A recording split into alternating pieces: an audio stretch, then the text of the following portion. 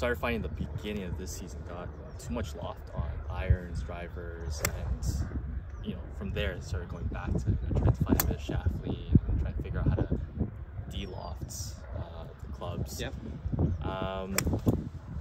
Started, you know, big guy on Instagram. Started looking at a lot of guys. One guy that kind of clicked with me was Genghis. Yeah.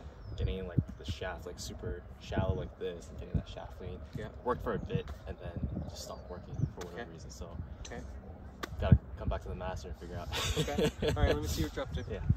And I guess the big goal where my swings are going now is my thinking is coming over the top out to in. Yeah.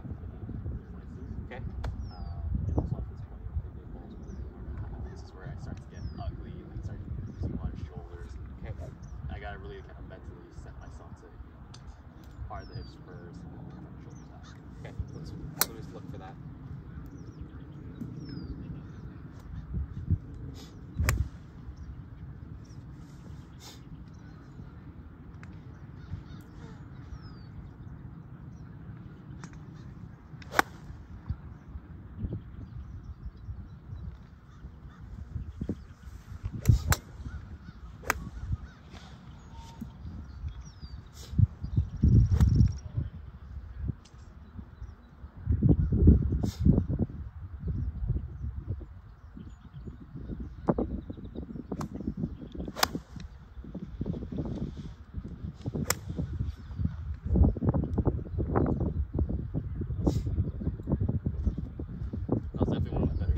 Okay.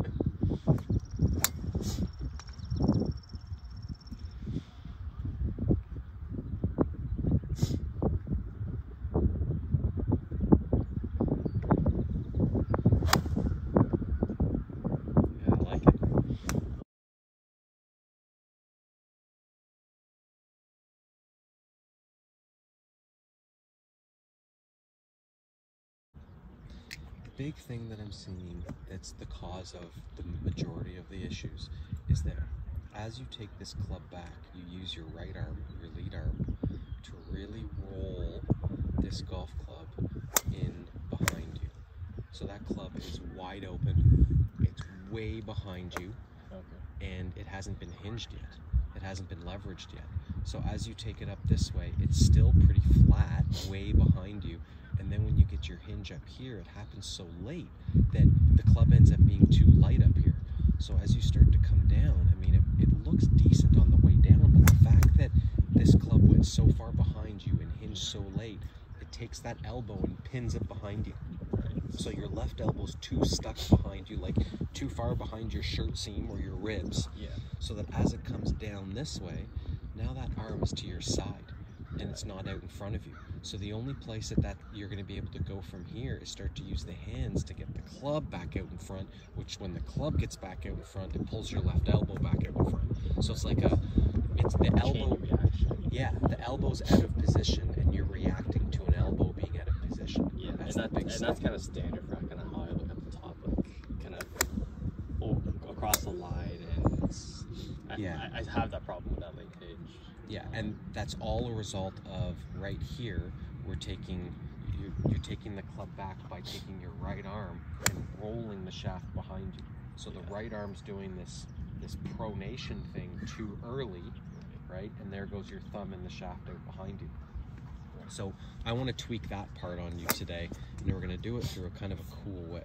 So in the takeaway, to get this club back, the first thing that we have to do is understand that the wrists have to apply leverage.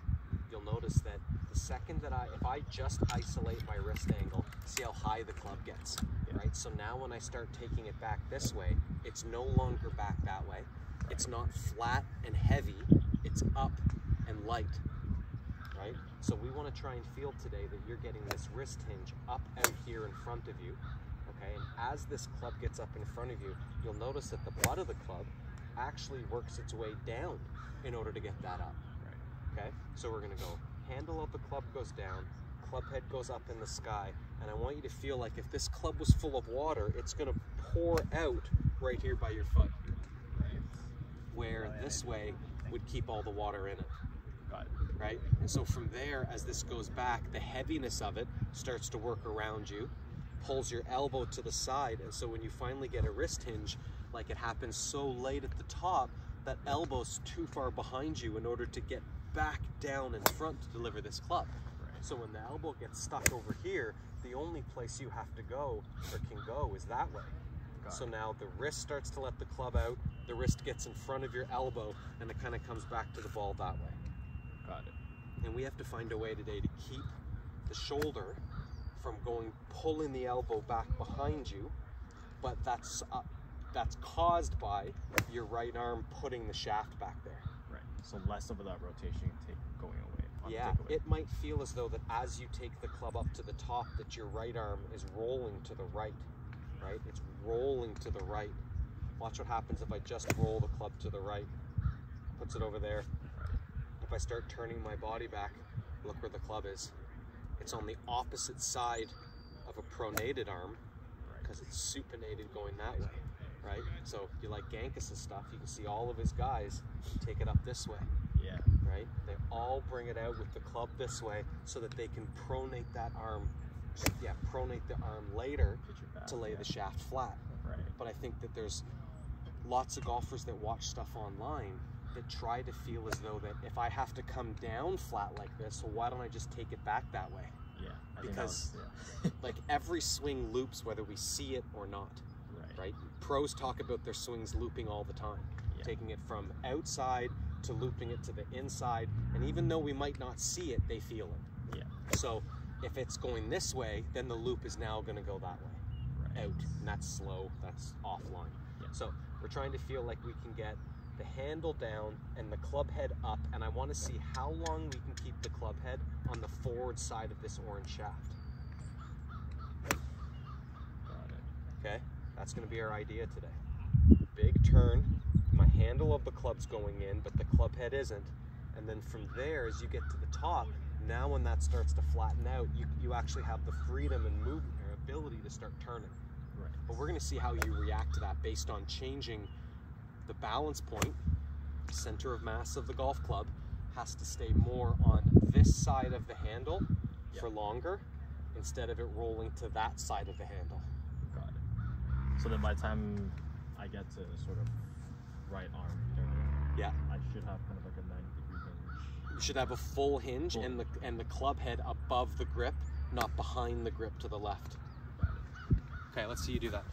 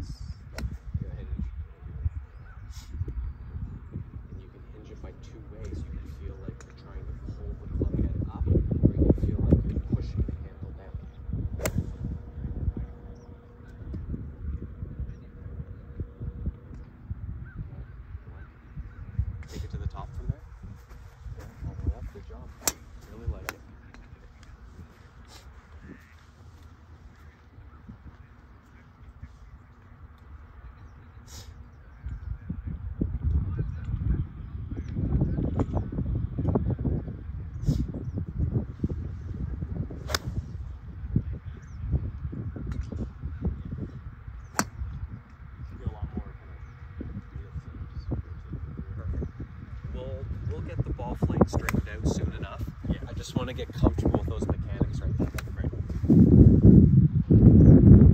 Right. Same thing applies to driver. For sure. Same thing.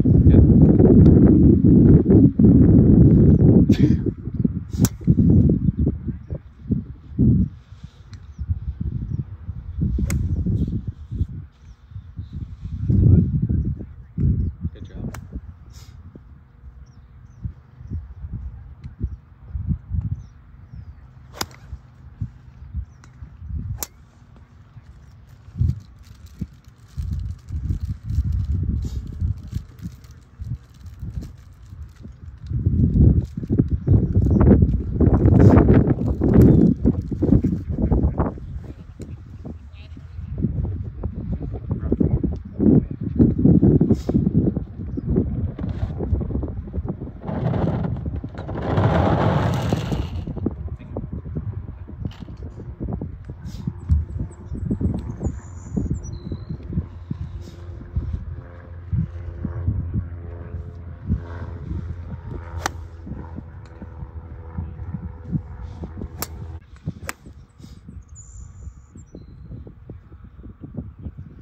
Hey, come look at that one.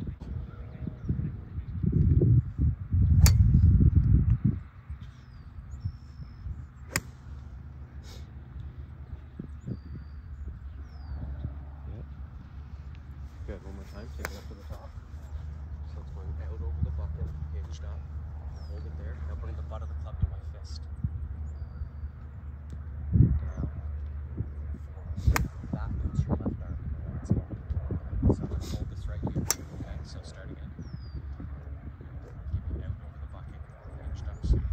Now drive the handle down and forward. This time. See? So when this stays down, that stays up. Right? But if this goes up, don't get too early.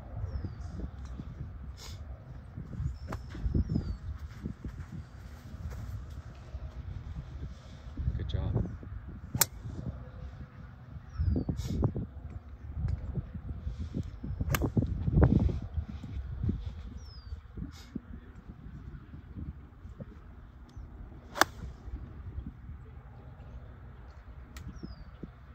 And so with that handle coming down lower and more forward, we're going to see some thumpier, deeper divots. Yeah.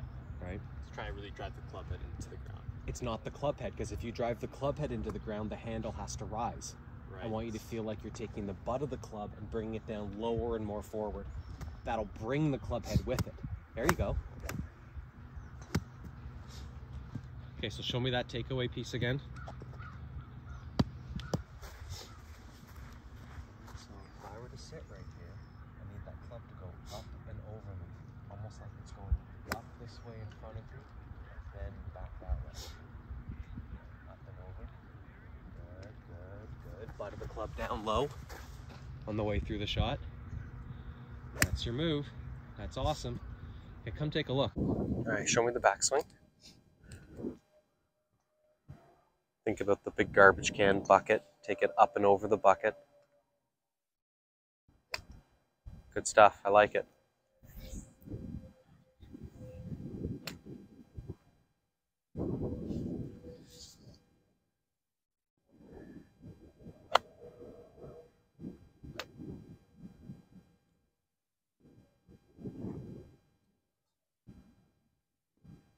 Still feel like my instincts to bring it in. So Yeah. I want to feel like Bingo. You got it.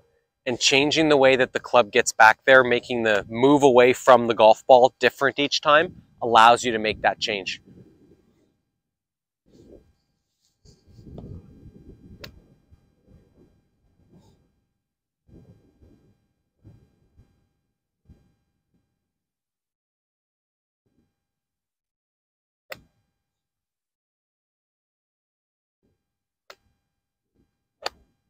Good shot. Well done. I think I'm getting better in the takeaway. It's just getting that bit. Getting back down again, for sure. On the getting the hands forward, I feel like my hands are kind of here, like outside of my body. Cool. I like that. Yeah. That works.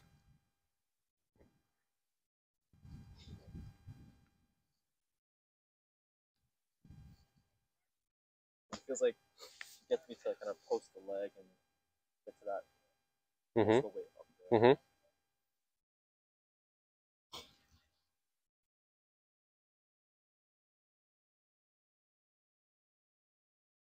Well done.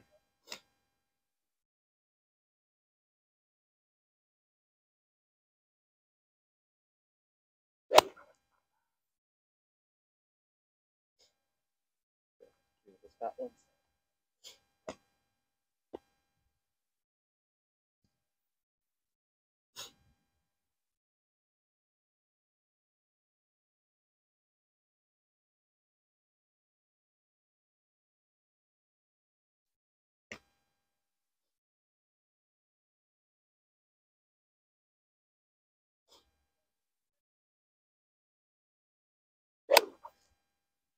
Good. So I would categorize the way that you hold the club as neutral to weak with your glove hand. Okay. Okay. Now, that being said, based on how you hold it and how you're swinging it, you're going to hit little fades, which is just fine. There's nothing wrong with that. It's just the way that it is. The more that you felt as though that glove hand got stronger at setup, you'd hit it a little lower, you'd hit it a little more powerfully, a little more solid, you'd have a chance to hit a bit of a draw with it. Right. So getting it stronger and just rolled over a little more, but I would say like that's going to be a longer term process, right? Changing that today, I think that you'd start missing it pretty quickly. It'd be really awkward. So that's why I didn't go with it to start with. Yeah, right? It's something I play around with quite a bit, and like I started very strong, and I kind of landed somewhere in the middle. So like when I look at Golf Digest, who talks about it like weak, neutral, and strong, it's like garbage, less garbage, actually workable. Yeah. The only person on tour that has somewhere remotely close to a neutral grip is Bryson, because his grips are like the size of my arm. He's like super cocked at dress too, right? But it's the size of his grip, right? When his grip's the size of my arm, I can't get strong, right? I can't get that thing strong. So I grip it like that, and it makes it look weak because it's so big, right? But like, I mean, Dustin Johnson and Paul Azinger and David Duval, they had it. He couldn't bend his wrist back more and grip the club. Like that's as strong as it possibly can get. Like DJ's like super strong grip, right? Massive, massively strong grip. But even like the shortest ball strikers on tour still see 3.5 knuckles, right? There's not a single player on tour with anything with a normal size grip that's anywhere near neutral. No way. You just end up with kind of that face open. You can't leverage the club as hard, right? You can't get the club to the wrist to go from here to put the twist in the shaft to then let go of it. Right, that's a massive power source. It's not just the up and down motion. It's the back side to side. And that's where like I felt definitely powerful with that stronger grip, but I was hitting a lot of like full hooks. And so that would just be that your grip was outracing your body. It was passing your body, so it would close down. Yeah. Simply taking that and letting your body lead more would square that face for you. So that wasn't the culprit. Yeah. Right, because like DJ and Azinger and Duval hit fades with that. Like the stronger the grip, the more that those tour pros are hitting fades because they're so aggressive with their body turn, right? It ends up bringing the club back open to their target line or open to their path, sorry, right? So all that stuff, I just totally disagree with the idea that we categorize it as weak, neutral, and strong and all three are acceptable. Yeah. It should be called fucking terrible, less terrible, and then manageable. Yeah, exactly. That's a good point. So the more... The question, one is like, my feet. So like I get a lot of these like foot divots. Good. Is that wonderful? Good? Absolutely. Like I see some other guys. They're just not using the ground. Yeah. But you see, like Bryson, right? It looks like he's trying to play marbles at the end of his session because he keeps spinning his foot this way, right? And then this foot goes that way. So if I keep doing this to my feet, I'm going to leave marks for sure. Yeah. Especially the guys that still wear metal spikes. I guess where I'm finishing is like. Closer to kind of the outside, yeah. I see a lot of guys is there a difference in that? Or? Yeah, so if you get to the toes, then when you stand up, it slows your rotation. If I get to the heel, right, getting to the heel actually requires me to open my hip in order to get into that hip to get to the heel. And that's when guys like, Fred Couples would roll on the outside of his foot and then spin around like that. It's totally okay for that foot to roll and to spin. Totally okay. I mean, long drive guys are calling it the rainbow now. Yeah, like I see the aggressive guys, they like Berkshires. For sure. And that's a result of that right knee straightening super hard. And when that right knee straightens, it drags the foot around like a little rainbow. It's not like they're sitting there and doing this, right? That's a bend of the knee. I'm standing up hard and it moves because of it. So that stuff in the ground is great. One last thing. Yeah. Height versus depth. Is there like an optimal? You can get. I feel like I've always had good depth, but yeah. I can get more, but then I see height as the other variable. So you want to try and make sure first that your arm crosses your chest. And if it goes up a little bit from there, not a big deal. But if your right bicep is too high above your right pec, that's not good, right? And if it's so deep that the arm is below this trail shoulder, then that's too flat, right? So it's basically, when you look at it, you want to try and see that this lead arm crosses the chest like perfectly level with the shoulder line. And then from here, if I'm really steep with my pivot, it looks high, but if I'm flatter with my pivot, it looks low. Has way more to do with this amount of side bend than anything else. But I say that I think that you got too deep because the shaft got too flat too early, and the weight of the club pulled you too flat. Yeah. So now that the club's going in a different spot, I think where you are is great.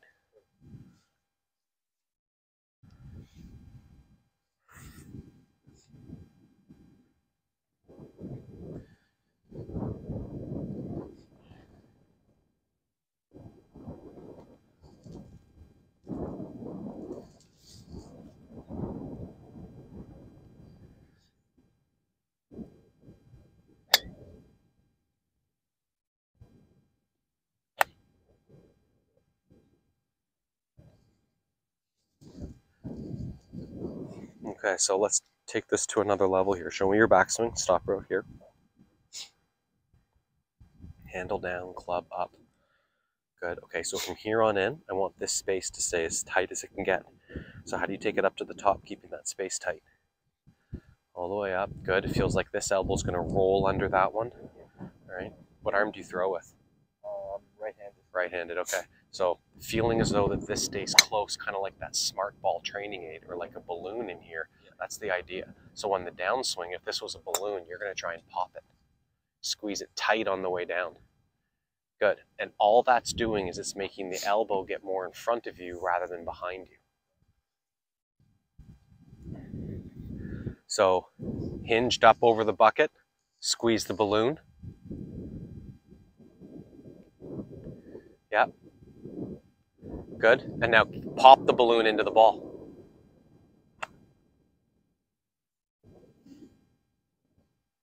And if we need a balloon, I have one. But I don't think we do. It's just most training aids, once you have the idea of what they're supposed to be used for, you don't need them anymore. So hinged up over the bucket, squeeze the balloon. Good. And now the way that the balloon moves through the ball is all you're trying to do is squeeze the balloon. But the balloon moves because you turn your body to make the balloon move. Okay.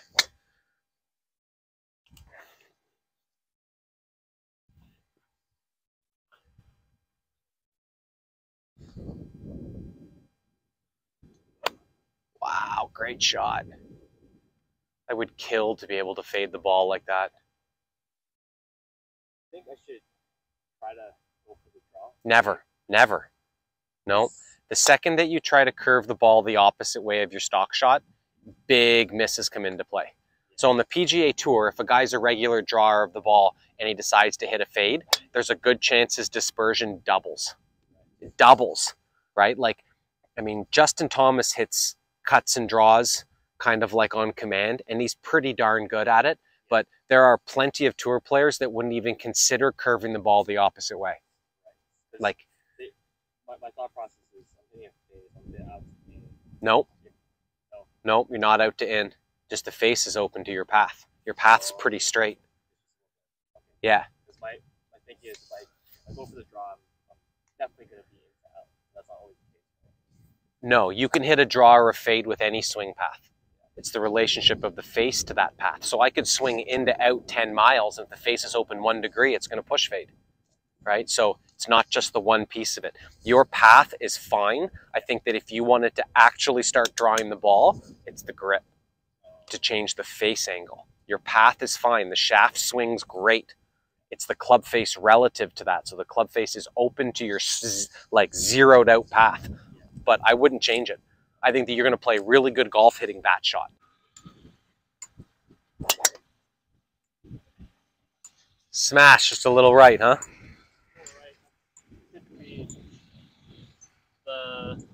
The takeaway I think helped everything. It's usually I still had a couple of them.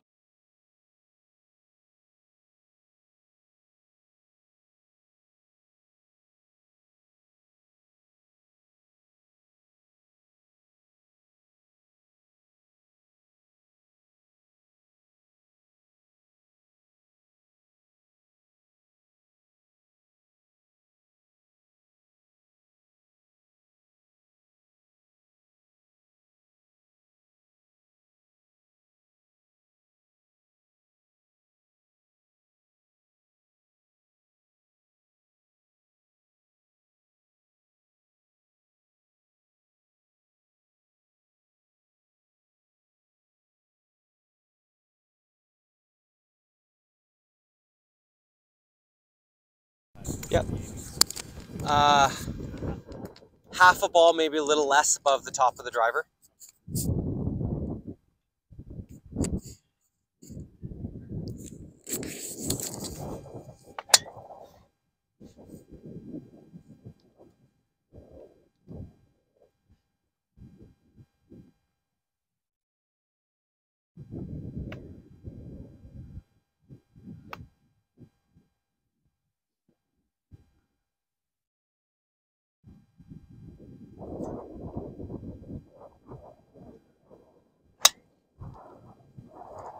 Really good. So I would say that with the driver specifically, if we get a ball that starts a little bit to the right of your target line, not a big deal. The best ones will start to the right and curve back to the left, right? So little pulls, little pull fades.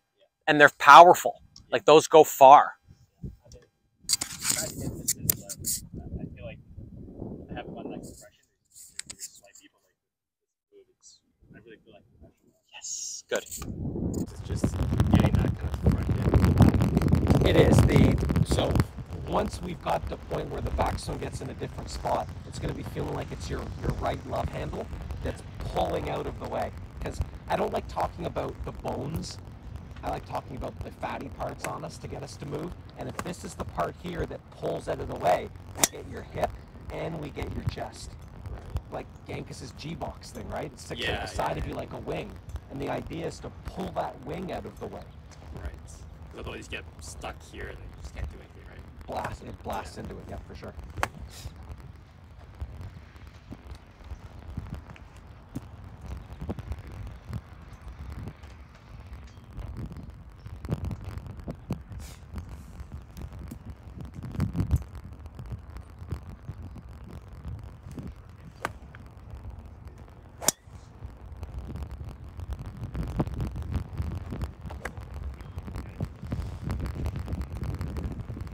Well done.